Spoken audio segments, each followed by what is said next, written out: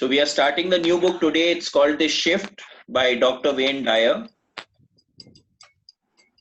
We'll be starting with the introduction. Hopefully the introduction is there in the PDF.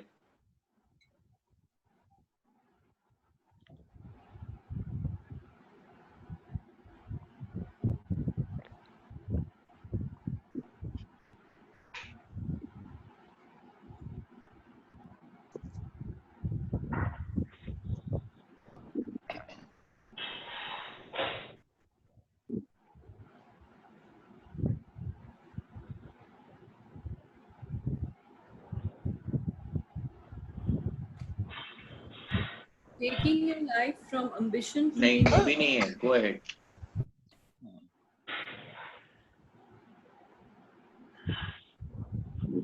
Go ahead.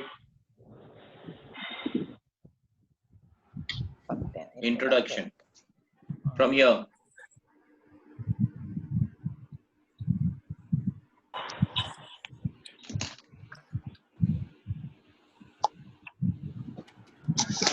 We'll start from here. Okay, one second. I need to mute everyone. Shivangla, unmute yourself, please. Yeah.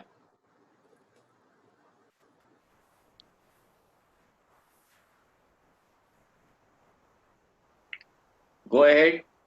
I recently had the pleasure of viewing an inspiring documentary titled Hasten Slowly, The Journey of Sir Lawrence van der Post. Sir Lawrence spent a great deal of time with the Kalahari Bushmen, collecting their stories. For me, his extraordinary insights sum up in a few short paragraphs the essential wish that virtually all human beings harbor. The Bushmen in the Kalahari Desert talk about two hungers. There is the great hunger and there is the little hunger. The little hunger wants food for the belly, but the great hunger, the greatest hunger of all, is the hunger for meaning. So now, what is the distinction here? The little hunger is the materialistic hunger, and the big hunger is the spiritualistic hunger. Okay, so the hunger and thirst for meaning. So that's the distinction between materialistic hunger and spiritualistic hunger. There's ultimately only one thing that makes human beings deeply and profoundly bitter, and that is to have thrust upon them a life without meaning. So now, what does this imply? That if you do not know your disha, if you do not know where you are going, then you are like a rudderless boat, and then life becomes meaningless. And when life becomes meaningless, it becomes painful. There is nothing wrong in searching for happiness, but of far more comfort to the soul is something greater than happiness or unhappiness, and that is meaning. Because meaning transfigures all. Once what you are doing has for you meaning, it is irrelevant whether you're happy or unhappy. You are content. You are not alone in your spirit. You belong. So as soon Sir as you Lawrence find the van der meaning, Post. as soon as you find the meaning of your life, okay, what is your life purpose? What are you here for? You start jacking into the flow. You start allowing things to happen rather than attempting to make things happen. And as soon as that happens, you will find contentment. Till you are not jacking into what you are meant to be doing, you will always be unhappy and discontent. It is not possible to be content because you'll always find something is missing in life. Something is missing in life. Unless you jack into the flow. Then again, the point of acceptance starts coming in. Many times the universe is showing you your path. It's constantly telling you, this is your path, this is your path, this is your path. But we are not willing to listen that this is our path. If you see, when something keeps happening in your life, okay, like suppose I tell you, okay, read this book.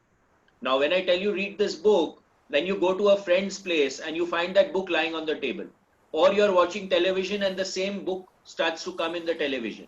Now what is the universe telling you? Start paying attention. Whenever there is a pattern in your life, it's very simple. The universe is telling you pay attention. And when you pay attention, that is when you can transcend. So over here he says, but far more comfort to the soul is something that has greater than happiness or unhappiness, and that is meaning, because meaning transfigures all, meaning transcends all. Unless you have meaning in what you're doing, it ultimately becomes useless. As is related so eloquently, the great hunger, the greatest hunger of all, is the hunger for meaning. The shift is an invitation both in this book and in the film of the same name to explore the process of moving away from an aimless life to one filled with meaning and purpose. So again, even in the I've been Gita, the talks we are hearing in the Gita, when you're talking about Karm Yoga in chapter 3 of the Gita, he's very specific that take a laksh, find an ideal, find where you're going. Unless you have a laksh, if you have an aim, life becomes meaningless. So when you're saying away from an aimless life to one fulfilled with meaning and purpose, and the more connected you become, the more connected you are to your purpose, the better your life is ultimately going to be. I've been engaged for many years in helping people, including myself, reach their highest potential. I have now made almost 70 trips around our sun, and the one thing that stands out very clearly is that all of us want our lives to have purpose and meaning.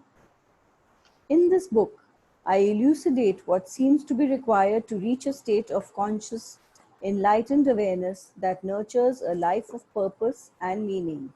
So again, enlightened awareness. So awareness again is the key.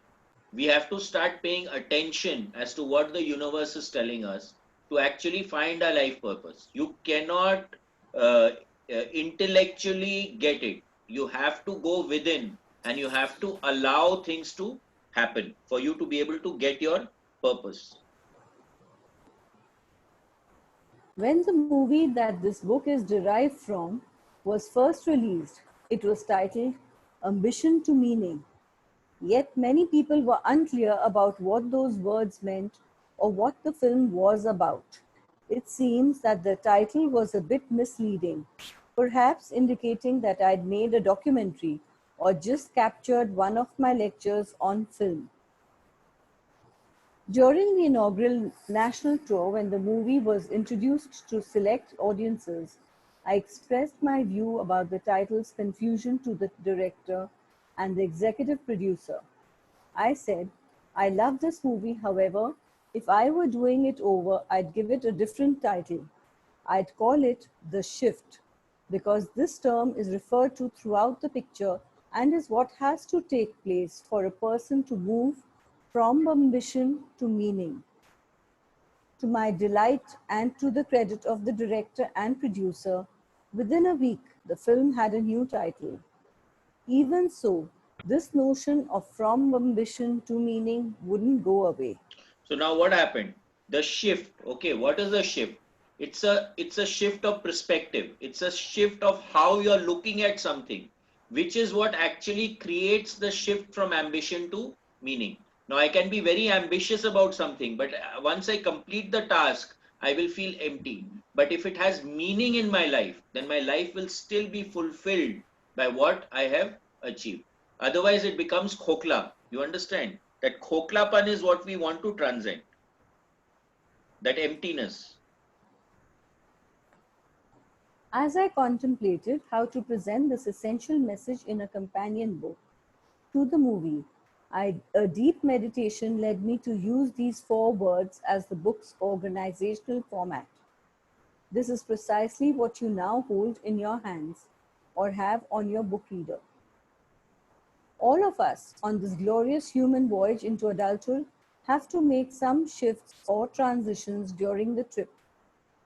Hopefully, we will go beyond the first two mandatory ones and move on to those shifts in consciousness that lead to a life filled with purpose. Now, what do I mean by this? So again, we can only transcend, we can only shift, and we can enjoy the journey when we start operating out of awareness and we actually jack into what is happening. The first shift that we all make takes us from non-being to being, from spirit to form, from the invisible to a corporeal world of things, boundaries and stuff. So the first chapter of this book is titled From. In my own humble and I'm certain imperfect fashion, I attempt to define the undefinable using words and phrases that are mere symbols of what which defies description. Nevertheless, it's what I've come to view as what the world of invisible spirit, from which all things originate and to which they all return, looks like. So now again, when we are going into these higher states of consciousness, then symbolism starts to play a major role. Okay. And naturally, everything is coming out of the invisible and becoming visible and then going back into the invisible. This is what they are seeing in quantum physics also. We've talked about this before, that the particles which actually make up the electrons, they appear from nowhere and they disappear into nowhere. No one knows where they came from and where they go. Okay. Now, the first shift that we all need to take is from the non-being to the being, from the spirit to the form. So we've come from the unmanifested, we are becoming manifested, and then from the manifested, we need to become again go into the unmanifested. So we've reached here. Now our trip is to actually start the process back. But until we actually know this form, we start to understand the form, it is not possible to go back because we are here to understand about the form. Bhaiya, symbolism means what? Symbolism means that suppose you are having a dream. In the dream, you see a bouquet of flowers. Now, a bouquet of Okay. flowers may mean something to you, it may mean something totally different to another person. Okay. So, in these expanded states, words are not there, symbolism is there. Okay. The next shift I portray is the shift from to ambition. Thus, ambition is the title of chapter 2. Ambition is the phase where we take on an ego self, that is the opposite of the place of spirit from which we came. Ego in this context is our false self. So, when we come into the form, first we need an ego to identify ourselves. Okay. The distinction between you and me has to be created for us to understand ourselves. When we start understanding and starting accepting that form, then we start the journey, the next journey. There are two major and mandatory shifts that we undertake in this voyage of our humanness. Many of us reach the end of our life journey having only made those two transitions. Ambition, sadly, is often the end of the life story. In my film and in this book, I propose that there are two additional shifts available to all of us. When we proceed with them, the life without meaning that Sir Lawrence refers to isn't the end of the story. We can all choose to make the leap past the second chapter and enter the third chapter. We've lost The, you. the third chapter is titled Two, signifying arriving at a place in our minds where we realize that we have an option to make a U-turn away from the false self and begin heading back in the direction of our origination, or what I'm calling our fromness. This new phase of our life journey is a return to spirit and an invitation to the invisible divine realm to replace ego's dominance. We learn how to tame ego as we head to a life of meaning and purpose, nurtured by our source of being. So the first thing is that we are coming from the spirit to the form. Then the form takes an ambition. It starts developing an ego. The next step is we want to start our journey back into the formless. The shift described in chapter 4 is meaning. As we abandon that false self and begin our return trip back to source, while we are still alive, we live by a new set of guidelines. We discover that the laws of the material world do not necessarily apply in the presence of the meaning that is encouraged by our shift to source. Manifestation of miracles and newly discovered synchronicity begin to populate the landscape of life. Indeed, meaning is what now defines all of the moments of our existence. So now as soon as we start shifting, we start jacking into the flow, synchronicity starts to take place. Why? Because we are allowing the universe to do its job rather than being a hindrance and creating resistance. We saw that in the power of now also, that whenever we are in resistance, we create a problem for ourselves.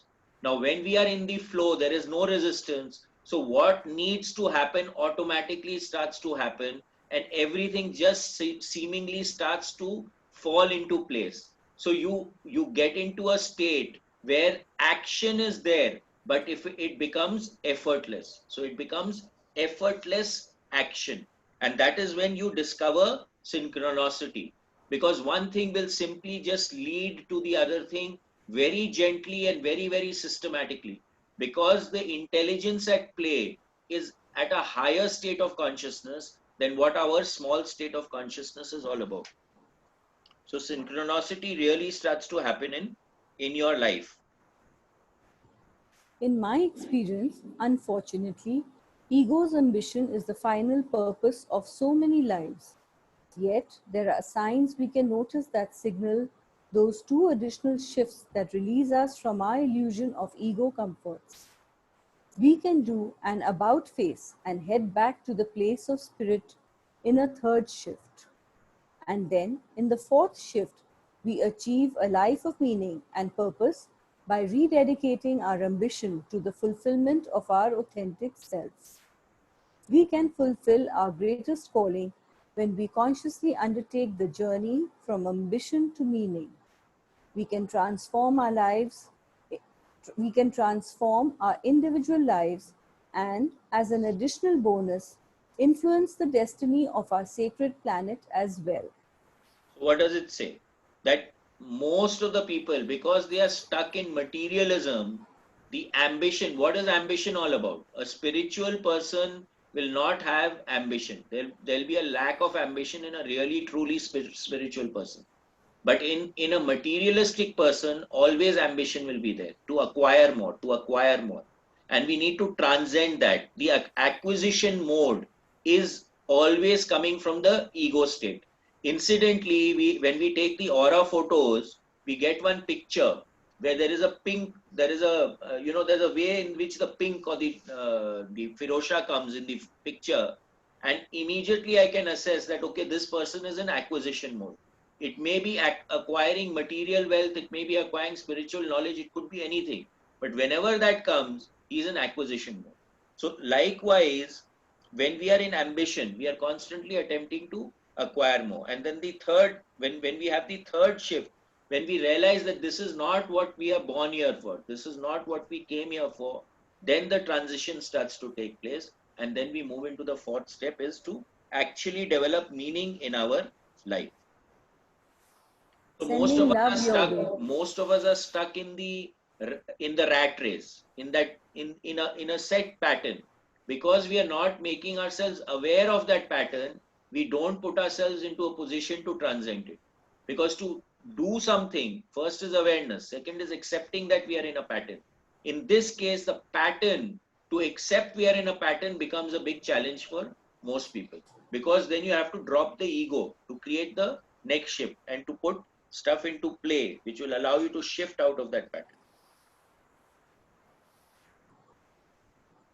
Chapter 1. From. And your body is the harp of your soul, and it is yours to bring forth sweet music from it, or confused sounds. Just 1 second, Shivangla. Just hold on. Yeah, okay. Chapter 1. From. And your body is the harp of your soul, and it is yours to bring forth sweet music from it, or confused sounds. Khalil Gibran. So now what does this imply? This is a beautiful saying, okay? The body is an instrument which you need to use to to create beauty all around you.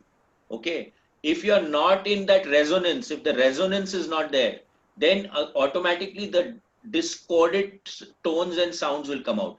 There's this movie, August Rush. I guess, we should see it. It's all about sound, how he feels the music in everything that is happening around him. And he develops that caliber, and then he's actually, his parents lose him, and he uses music to find his parents back. I was just reading this book called Blink. In that, they say that there was Morse code, okay, in the Second World War, and every Morse code operator had a signature. So they were saying that the British people, they actually could decipher who is the guy who's tapping the Morse code by the signature patterns that were there in the way that they were doing the Morse coding. So likewise, each one of us has a rhythm, each one of us has a pattern, and that pattern is what we need to recognize within ourselves, and then to tune that pattern to what resonates with our life purpose. Once we can start tuning that, then that is when life will start becoming beautiful for us. Otherwise, all the time we are in resistance.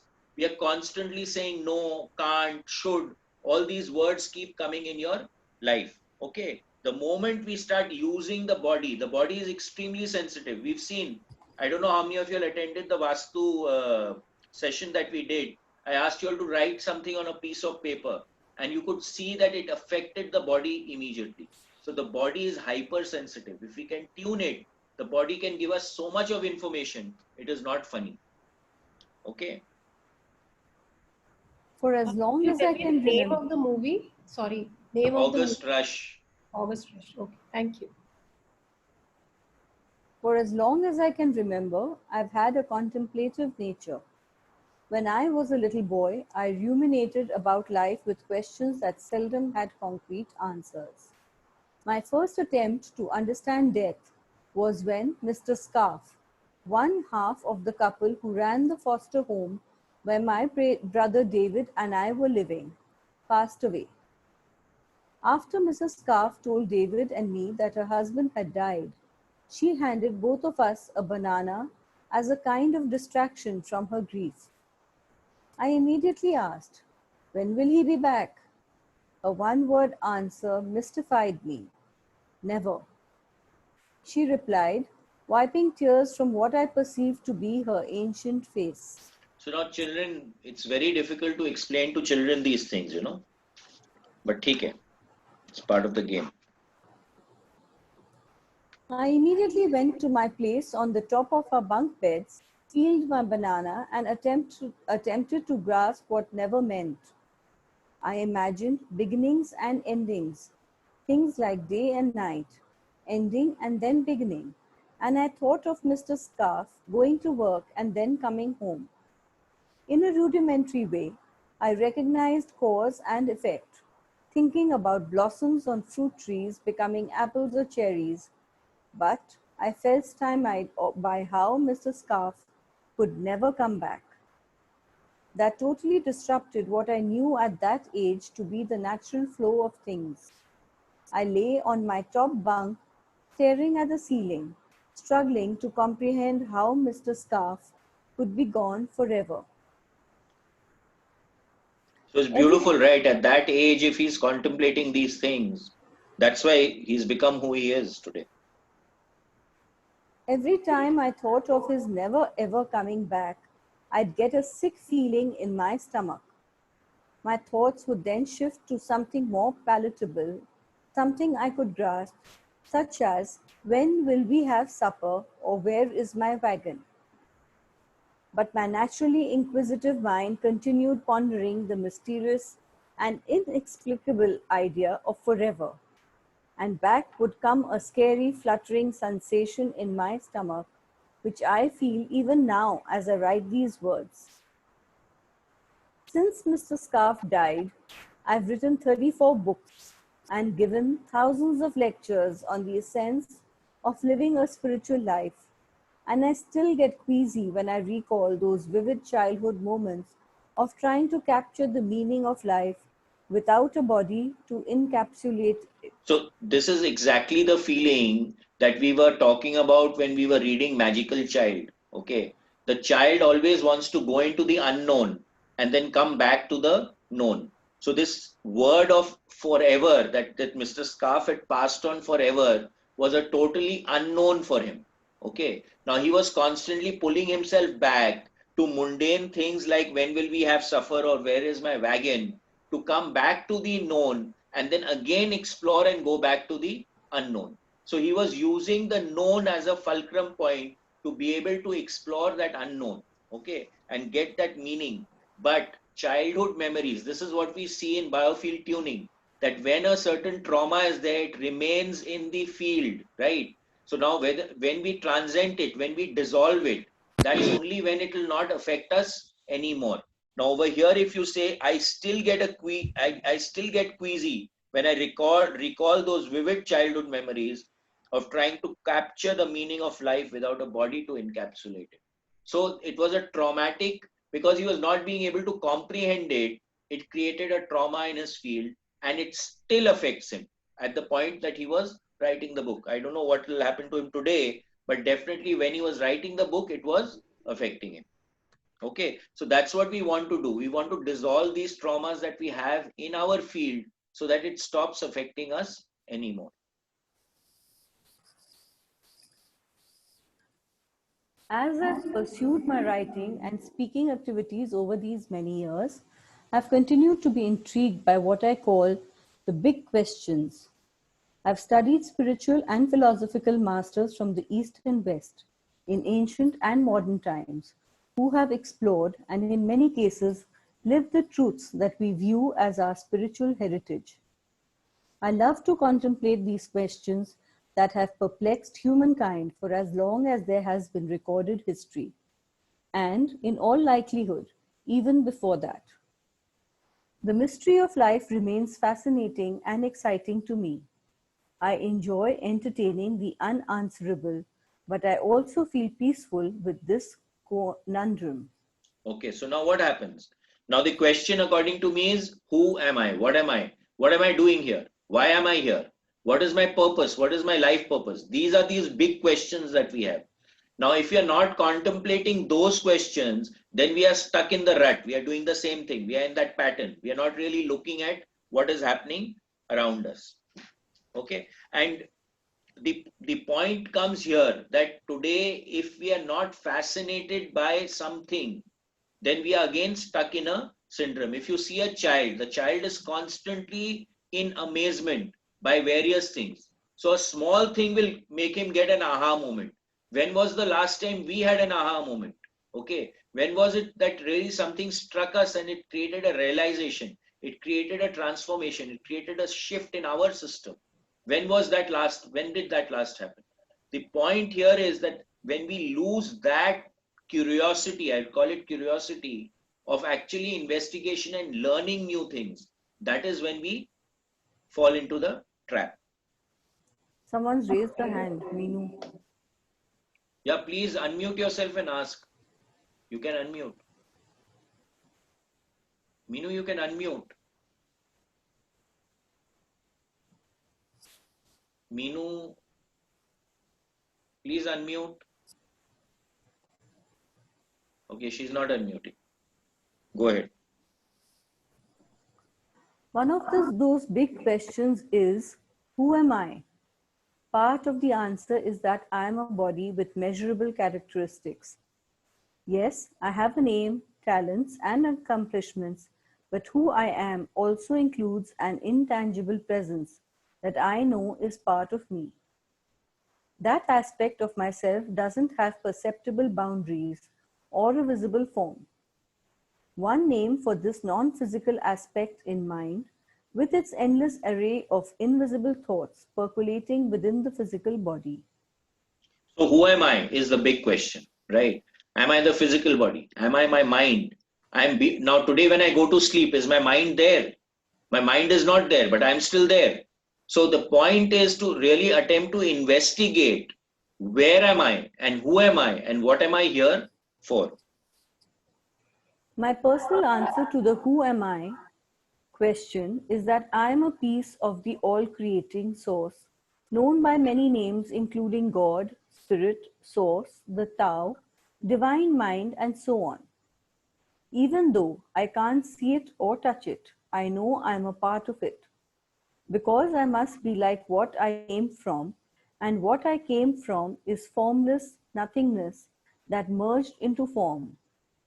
Therefore, I am both that invisible spirit that is the source of all, and simultaneously the form that's destined to return to the invisible. So this is exactly what we are doing in the Gita and the other Vedantic talks also. So he says, I am a piece of that all creating source, including God, Spirit, Source, or the Tao. You can call it by many names. But the question here is, have you actually experienced it?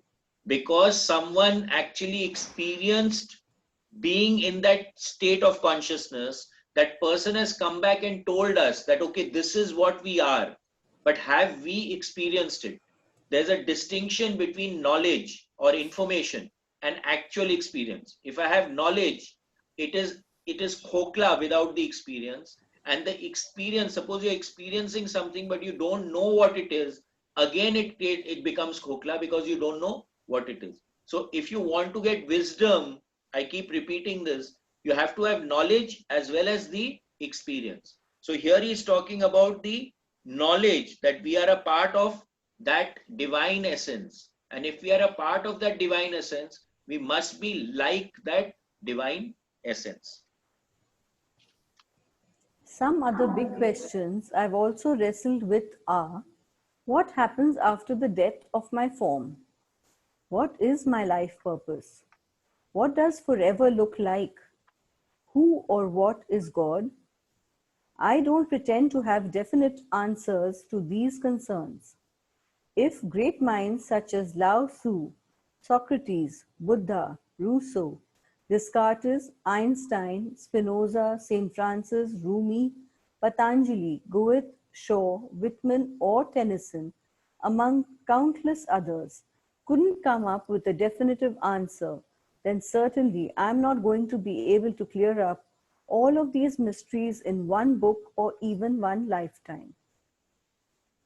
I can only offer my own interpretation of what I've come to know through study, living, and my concentrated efforts to make conscious contact with my source of being, and with what I think of as the source of everything in this material universe.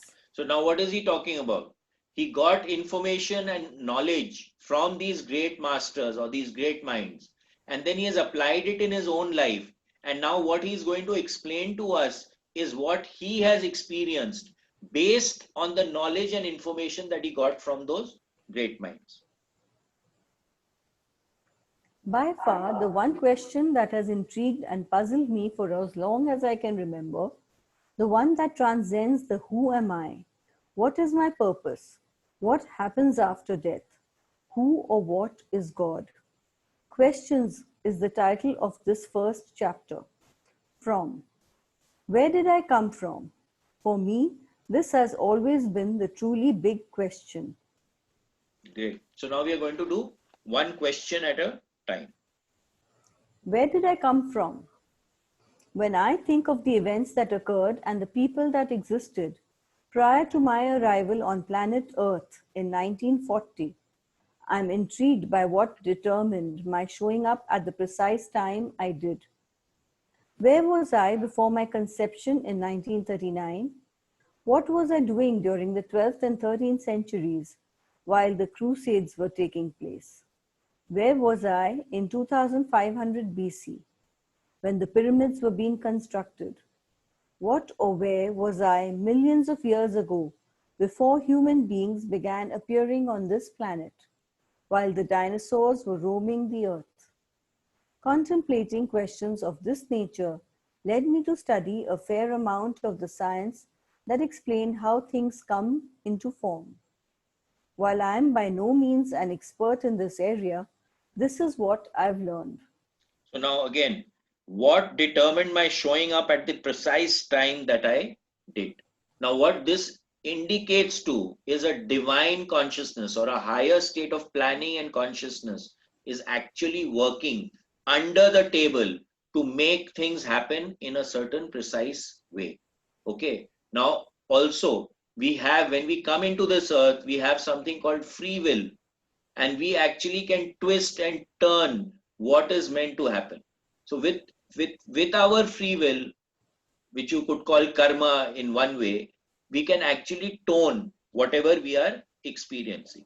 But the more we actually start jacking into the flow, the better it becomes for us. This is what I'm talking from my experience now. When we start allowing things to happen, automatically the synchronicity starts to take place and things actually start to move better for us. It is my understanding that quantum physics regards this fact as scientifically unassailable, that at the tiniest subatomic level, particles themselves don't originate from a particle. This means that matter originates from something that is formless. Scientists call the formlessness that produces matter energy. So again, what I said, that when we are going into subatomic particles, the scientists do not know from where it arrives and where it goes. So they are not being able to pin it down. What he's saying over here is that that thing is energy. This non-material energy produced the particle that became who I am today. I think of this as a shift from energy to form. And as you read this book, I invite you to consider the shifts you've made to be who you are and where you are right now. So again, all of us are changing through life, right? Now, if we become aware of the shifts, if our perception of what is happening with us, that is extremely important, because our perception is what makes us what we are. And if we can observe the shifts in our life, whether it is taking us towards our life purpose or not, or it is shifting us, or it is causing more resistance in our life, or we are being able to transcend what is happening in our life, which is not serving our purpose, which is not creating value in our lives, that is when we actually allow the shift to take place. And of course, we are all a sum total of all our experiences, right? So naturally, all the experiences you have had is what you are today.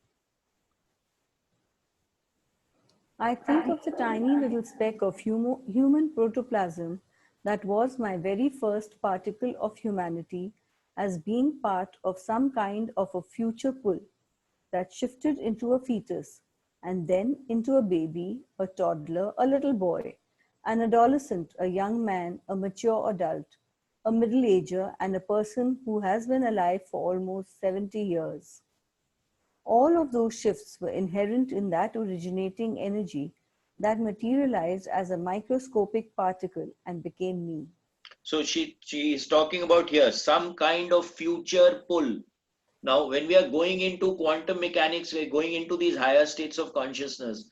We are understanding that everything is happening at the same time. Now, for something to happen, there has to something happen before that and something to happen after that. Now, future pull means that we are moving in a particular direction. We've come here to achieve a certain purpose. Now, that future event, you could say, because again, when we are going into higher states of consciousness, time and space as we know it right now doesn't exist. Okay. So now what is existing right now? The, the point here is we are living in this 3D environment, and we've created time and space to allow us to exist in this linear environment or this 3D state of consciousness. But anything that is happening is actually pulling us to a particular event. So he says some kind of future pull. And let's say when conception has taken place or an idea has been conceived, it when it ultimately manifests, that is what the future pull is all about. Now, whenever we are going into planning, into programming, what are we doing? We are going into a higher state, and then we are programming what we want to do. So in many of the meditations, you'll see that the verbalization is you feel as if you're already existing on what you want to manifest. Okay, and then you come back. Now you've already created that future point that you want to go to. So you've created that future pull, and then you allow the manifestation to take place. So he says here, all those shifts were inherent in the original energy of the material of the microscopic particle that became me. So everything that is going to happen is already manifested in that particular one particle. Like the manifestation of the tree is already in the seed. Okay, so it's like that. It's beyond my ability to fathom how such a miraculous unfolding could take place in the formation of who I am as a physical being. But I do believe that it transpired independently of my ability to do much about it, other than simply observe my development. So now what is happening over here now? This is very clear, okay? It is beyond my ability to fathom how such a miraculous unfolding could take place in the formation of who am I as a physical being. Now that one cell that created out of the fusion of the ova and the sperm does not know what it is going to become, but the pattern is in that form. Okay. And then he says that transpire independently of my ability to do much about it other than simply observe my development. So what is he doing? What is he saying over here? That I am allowing things to happen. I am watching what things are happening. So I am taking a witness attitude to what is happening to me and observing my own development. Most of the time, what do? We start wanting to direct what is happening. We want to take charge. We want to take control rather than going into an altered state of consciousness and allowing what is happening. And that's when the problems start happening around us.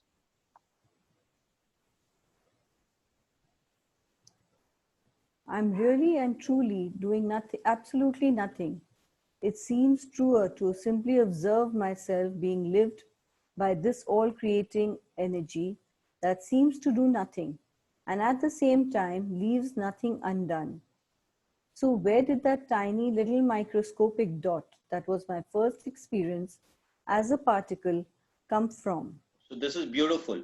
It seems truer to simply observe myself being lived by this all creating energy that seems to do nothing and at the same time leaves nothing undone. So again, when we are jacking into the flow, you will find that things will start happening. How they are happening will be beyond your conception, but they will still start to happen. And that is what synchronicity is all about. When we are not in resistance, we allow things to happen. We just jack into the flow and just move with the flow and do whatever is required without creating roadblocks in our system. We will find that everything will happen, and it will happen so beautifully that it will actually be beyond our comprehension as to how it actually manifested and happened. Remember that quantum physics tells us emphatically that particles do not come from particles. If we reduce that original particle to its subatomic status, it is smaller than chromosomes, atoms, electrons within the atom, and even the subatomic particles called quarks. Scientists have placed a quark the size of my origination point into a particle accelerator revved up to 250,000 mph and collided it with another quark. The result? Nothing was there. It appears that nothing exists at the moment of the transition to something, or as I enjoy saying, from nowhere to now here. All that exists in the world of from is pure formless energy, no particles. So everything came from nothing and went back to nothing. So where it came from, where it went back, we actually have no idea. Modern physics confirms the metaphysics of Genesis, which tells us that everything came from God and it was all good. Similarly, the Tao Te Ching tells us that all being originates in non-being. Thus, the question of where we came from is answered similarly by physics and metaphysics. They both conclude that we originated from something that has no form, no boundaries, no beginning, and no substance. We are all essentially spiritual beings having a temporary human experience. This is our essence. This is where we come from. So all spiritualistic practices say that we are spiritual beings having a human experience, not a human being having a spiritual experience. So the more we connect with that spirit, the better on track we will ultimately become. We are what we came from. In the movie version of The Shift, I have a brief discussion with several of the characters about this key concept. Everything in the material world must be like what it came from, including each and every one of us. In the film, I refer to a slice of apple pie on a plate, asking, what is that one piece of pie like? The obvious answer is that it's like apple pie because it must be like what it came from. This is a familiar concept if we think of blood being drawn for a diagnostic test. A small syringe of blood provides medical practitioners with information about the entire supply of the person it was drawn from. Why? Because the sample must be like what it came from. So right now, again, in the Gita, they're talking about that today we are a part of God. So we must be God. Okay. This is the same thing that he is saying over here. So everything in the material world must be like what it came from, including each and every one of us. So wherever you came from, you will definitely be the same. Like today, we are a sum total of our DNA of our mother and father. So always you will find that certain characteristics of the parents will always be in the children. Why? Because we came from the parents. Okay. So if you want to assess the character of a person, many times you will assess what was the character of the parents. Where did the parents, what was the consciousness state of the parents? So then you can actually diagnose what is coming. I'm not saying that every time it will be right, but many a time you will get that feel. What is the lineage all about? In horses, this is very, very prominent. Okay, they actually track the bloodlines for like maybe 50 generations to see the breed of the horse. Where did the horse actually come from to derive what the horse will actually be? I extend this logic to myself and you as well. Since I didn't come from my parents, it isn't a logical conclusion to state that I must be like they are. Since I didn't come from my culture, my religion, or anything in this world, it isn't necessarily so that I must be the same as my surroundings or my society. But since I did come from an invisible energy source that some call God or Tao or divine mind, since I must be like what I came from. My conclusion about my origination is that I came from spirit, and my true essence is that I am what I came from. I am a divine piece of God. I am first and always a spiritual being, inextricably connected to my source of being. Yeah. So we've already talked about this, that since we come from that spirit, we are also a part of that spirit. Robert Burns summed this up poetically in his poem New Year's Day, written in 1791. The voice of nature loudly cries, and many a message from the skies, that something in us never dies. So we actually, nothing can die. Nothing gets destroyed. Matter is never destroyed. It changes its form, but it is never destroyed. This is again the same thing that we are talking about in the Gita also in chapter 4 now. We just concluded it. But he says the same thing. Matter is indestructible. If you burn something, it will turn into ash. It will become carbon dioxide and some ash. But you can never destroy anything. So there is something in us that never dies. That which is formless cannot be destroyed. The formless aspect of all beings exists in eternity, impervious to beginnings or endings. The truth seems to be that our essence is eternal, and it is only the physical body that appears to come and go in a cycle of birth and death. Yeah, so now again, when people there are some people who have attended the Lifeline program from the Monroe Institute. and we can actually go and locate. Every one of us has a unique ID. It's like a telephone. When someone dials your number on the mobile, why does the phone call come on your mobile only and not someone else's mobile? Because every chip has a unique ID. Like that, every spirit also has a unique ID. And in the program, we are able to actually go and locate people. There are people here who've done the Lifeline program. I don't know if they want to speak up, but the fact is that we can actually go and locate people. So we are there in that cycle of life and death, but we are still existing in some way and at the same time. So we exist there and here at the same time. What we call birth and death are actually as inseparable as two sides of a coin, or daytime and nighttime. The question, where did I come from, is really one addressed to the I, that is the physical body. But that physical aspect originated in non-beingness. So again, when a person dies, the body is there, but that essence which leaves the body, that is omnipresent. It is always there. It cannot be destroyed. It is not destroyed. And again, I'm repeating, in the Lifeline program, actually we can connect with that essence. And it is so powerful and beautiful. It's not funny. Anyone here who's attended the Lifeline program? Yes, I have. Yeah, Reena, would you like to share your experience? Yes, wonderful experience when we go to those different locales and you come across souls who have passed away and you can actually access them in those locales. And we have done retrieval of souls also. So there's a lot of things that we did in the Lifeline actually, Niket.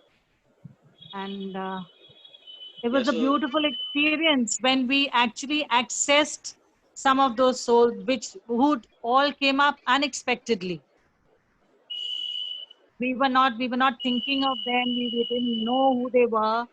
But then I suppose it was some frequency which matched with us, and we were able to find them.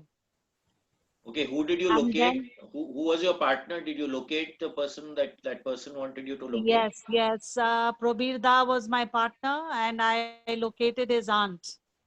Okay. So yeah, I did locate her. And he accepted what you described about her? Yes. He did accept what I described of her. And when I found her, like we say that F23, and she wanted to be left there. Okay. So, and he accepted what I had, found about her. Okay. Great. Thank you for sharing, Reena. Right. Thank you.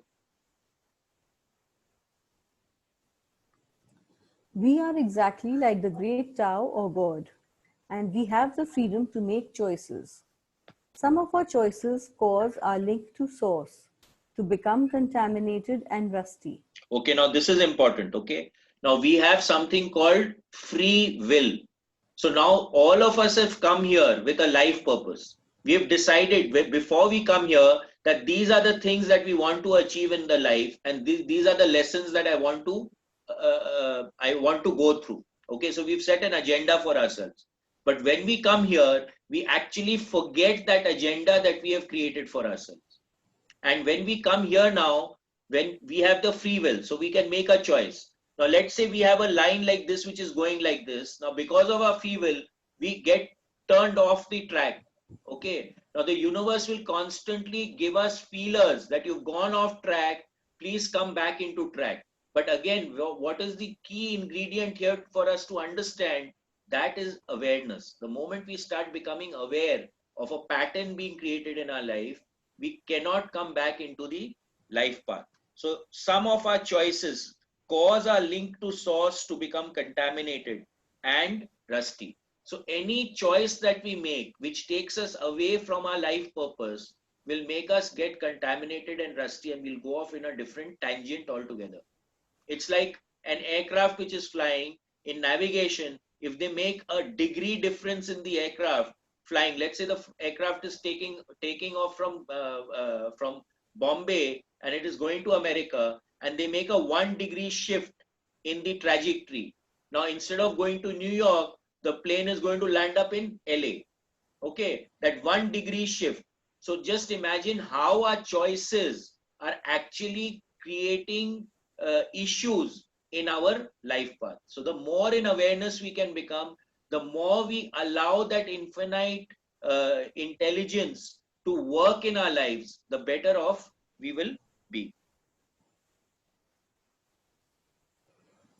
One of those lackluster choices is believing that the expression of God through our physical self is an end point or the ultimate rather than an opportunity to choose how to express this gift. In this manner, we edge God out and create an ego-driven life. Okay, so The now this great again lesson. becomes important. Okay, so what is it saying here? Expression on God through our physical self is an end point. So this, when we start assuming that this life is the end point and there's nothing beyond that, that is when the ego will start coming into play. But when we start accepting there's a higher intelligence at play and we allow that to play, then the ego drops. You start leaving your ego. You understand? And let me tell you this, whatever we are experiencing when people are going into those expanded states of consciousness and coming back, the thing is that this is like a school. The earth life is like a school where we come here to learn our lessons. We come here to actually observe and learn things. Okay. And it's a privilege to come here because it's like a fast forward. You are getting a lot of lessons in a very, very compressed amount of time. We can do the same thing in an expanded state, but it takes a long time for evolution to take place. Having said that, in these expanded states, there is no time, but it becomes fun to come here and do it in a quicker way. In this manner, we edge God out and create an ego-driven life. The great lesson in this philosophical journey is to recognize our primary identity as a spiritual being who is eternal and therefore impervious to both birth and death.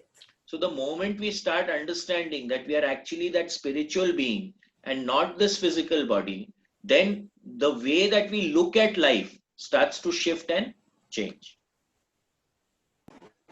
Bhaiya, it means we should not manipulate the things. We should be just accepting it, is it? No, see, the point here is again, we have to understand that when an idea is forming, whether it is forming from the small mind or it's forming from the expanded state of consciousness, the moment we start accessing that expanded state and operating from there, then automatically we go into that spontaneity. We go into the flow. When we are operating from the small mind, then the choice that you make may not be correct. It's like you have a child, right? Now the child is making a decision. Now the decision may not be the right thing for the child to do, but from the level of consciousness and intelligence and experience that the child has, the child does not have the ability to make that choice. But you see that the child is making a mistake. But then ultimately, if you are a true parent, you will allow the child to make a mistake so that the child learns from the mistake. Now, what is happening now recently, the mothers, they don't want the child to make a mistake at all. Now that becomes a problem when they grow up because they don't learn how to deal with a mistake, if you get what I mean. Okay. So now if the God in our life is infinitely compassionate, it wants to allow us to make the mistake. So it gives us the free will. They say that, okay, this is what I think that you should do, but you want to do something else, go ahead and do it. They're not going to stop you from doing anything, if you get what I mean. Okay. And then we have to expand our state of consciousness to understand what is the correct path and what is putting us in the track as to what we wanted to achieve in this particular lifetime. Okay. Bhaiya, it's 3:17. Okay. Let's stop it here then. Chaliye, anything anyone has to say? Shimla, apna mark kar lo. Anything, anyone? Thank you. Really interesting. Yeah, I'm glad. Thank you so much. Yeah, same here. I'm so happy to start this book reading. Thank you, Aniket. thank you. Thank you. Thank you. Thank you. Thank Aniket. you. Thank you, Meditation Niket. will be at what time, Bhaiya? Meditation 3:45. 3:40. Today we don't Oh, have the 9:15. Okay, Thank you. Yeah. okay. Thank Okay. you. Thank Thank you. So Thank we'll you. start Thank you, again. Niket. Thank you, Bhaiya. Thank you. Thank Yes, you. Chitra. Ram Ram. Thank you. Niket, I have a question. Yeah, please go ahead. One second, let me I, mute everyone. Just hang on. Yeah, okay. Now, Sucheta, unmute yourself and ask. I wanted to ask you that you were talking about talking to the dead soul. So, how is that possible? Yeah, so I make a distinction. You're talking about a dead soul. I'm talking about a soul. Okay. What we said, we never die. And actually, that's a fact. So we Yeah. have this program from the Monroe Institute where it's called the Lifeline program, where you go into these altered states. And you've done the excursion, right? Or you've never done the excursion also. So we have these various focus levels or states of consciousness. And in each state, there is something that you can achieve. So what she was referring to was focus 23, where people, when they die and they don't know that they have died, they go into that state of consciousness, which we call focus 23. And we can go there. We can actually go there and actually retrieve them and take them further on so that they don't get stuck. Okay, like my daughter's father-in-law, all of 53 years, died last week. Okay. Naturally, he died leaving everything incomplete. Yeah. And undone. Correct.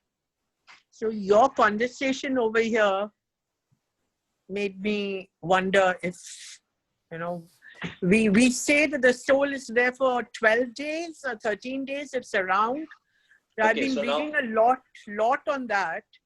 Yeah. And yeah, so what happens is that there are two aspects to this, okay? Now, one aspect is that when the body and the soul are one right now, okay? Now, there is a when the body starts to, expire, then that soul or that essence starts to leave the system. There's a disconnection which takes place, okay? Now, because the soul has been associated with that physical body or has lived in that physical environment, some souls are enlightened. They know that, okay, I've transcended, I need to go away. Now, others, they want to hang around that same environment. Why? Because it is familiar. You understand? We spoke about this, that going from the known to the unknown and then coming back. So as far as that soul is concerned, if the soul is enlightened, then that expanded state is also very familiar to that soul. But if the soul is not having any experience of that expanded state, then when it leaves the body, it does not know. There is a little bit of a fogginess of what is happening. So that's why they say that the energy remains around that body for 12 days or around that environment for 12 days. It is not a law. If you understand, it is not a law. Some souls will transcend faster. Some souls will get stuck. Okay, now you've seen that movie Bhootnath. You have to unmute. Yeah. So now what happened with Bhootnath? What happened? Tell me. It was that it couldn't move. Yeah, he was stuck to the house. So soul can get stuck to three things: a place, a person, or a thing. So in Bhootnath, he was stuck with the place. So if you have unfinished business which you have not transcended, then you have the probability of getting stuck is very high. That's why we had in our system Vanyaprast, where you shed all your responsibilities, you gave up everything so that you did not have any kind of tension in your head when you were transcending. But there should be an age for that, no? What do you mean? Where there's, see again, when we are looking at it from the Gita perspective, what we are doing now, is that we are here to take care of certain vasanas, certain desires that we have. As I said, that we've all come with an agenda, right? That I want to achieve this in my life. Got it? So what is that? That is my vasana. Now in the Gita, they are talking about prarabdha vasana and sanchit vasana. So all of us have a lot of sanchit vasana, a lot we need to experience. But what have we come to experience in this life? That is the prarabdha vasana. Now once that prarabdha is over, we will get out, we will eject. So a baby is born and within 15 days the baby dies. Okay, so what happens? What it needed to experience in this life, it has experienced and gone away. Get that? Now, having said that, when the energy transcends, or that soul or that power or that whatever transcends, if it is not in sync, that transition, okay, they can get stuck. And that is what Reena was talking about, to go and retrieve the soul and take it forward. So this advent of ghosts, etc., is all because of people are stuck. They have not moved on into the next level. So it's like, you know, a child goes to class 1, you learn the lessons of class 1 and then you go into class 2. Then you learn the lessons of class 2, go into class 3.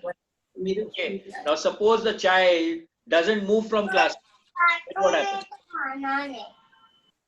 He's stuck in class 1 only.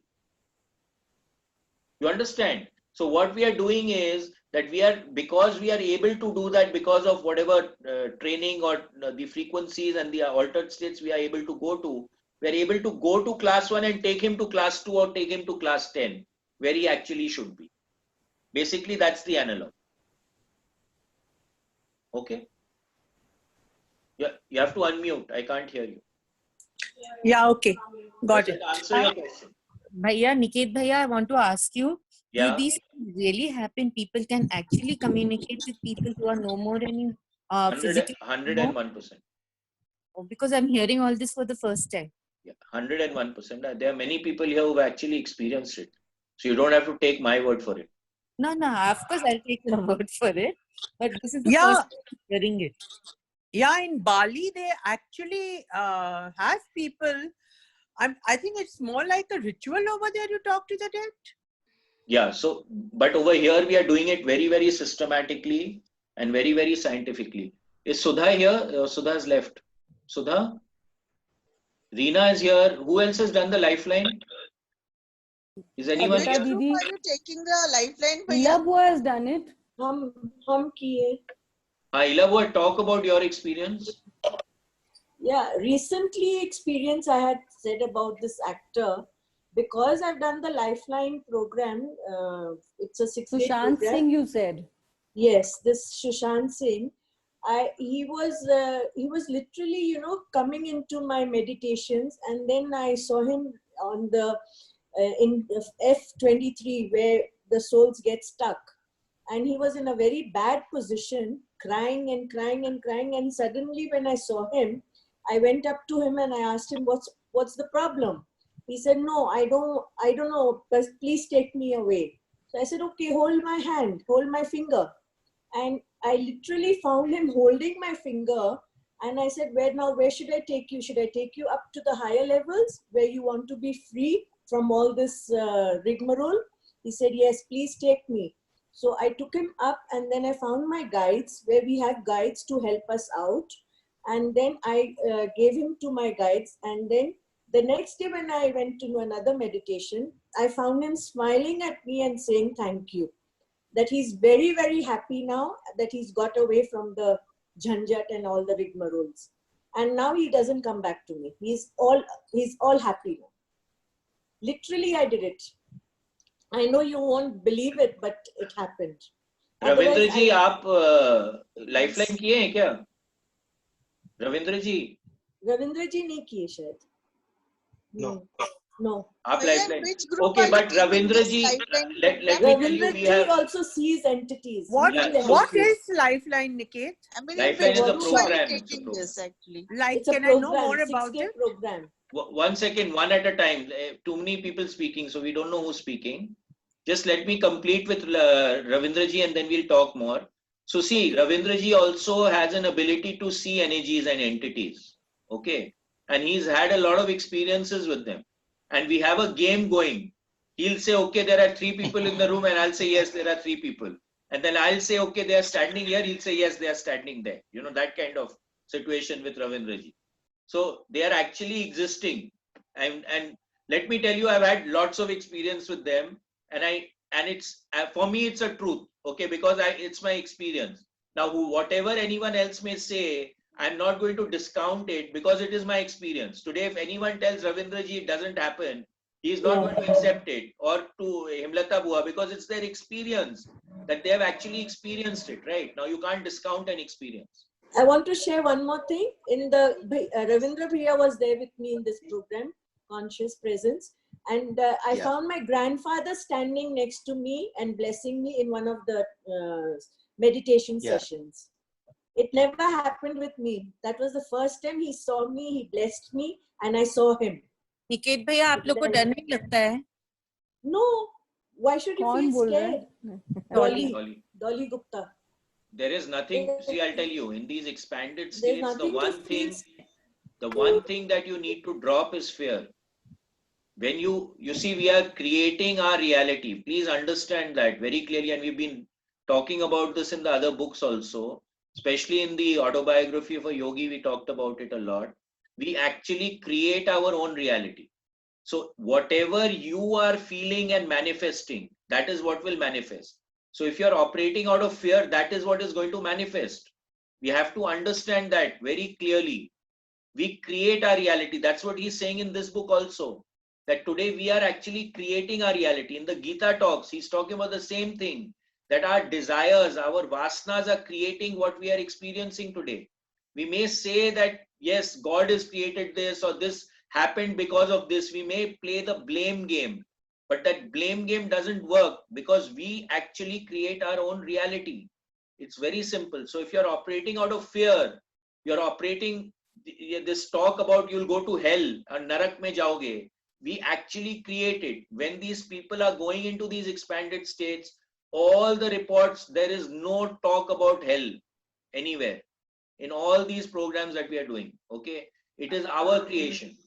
And over there, when people transcend, and especially when people have near-death experiences, etc., there's so much of work done on near-death experiences now. It's not funny because people are getting resuscitated, right? The person has a heart attack and they're pulling the person back.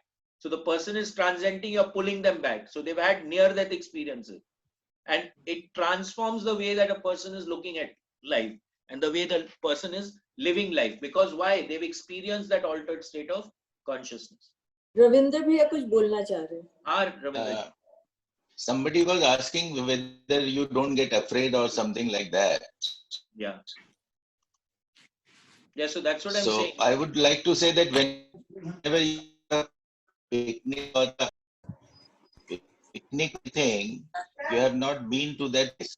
Don't you feel you enjoy that? So if you take this life to be a journey and you find different things, I think we should enjoy different things, different energies, different experiences. There is nothing to fear about it.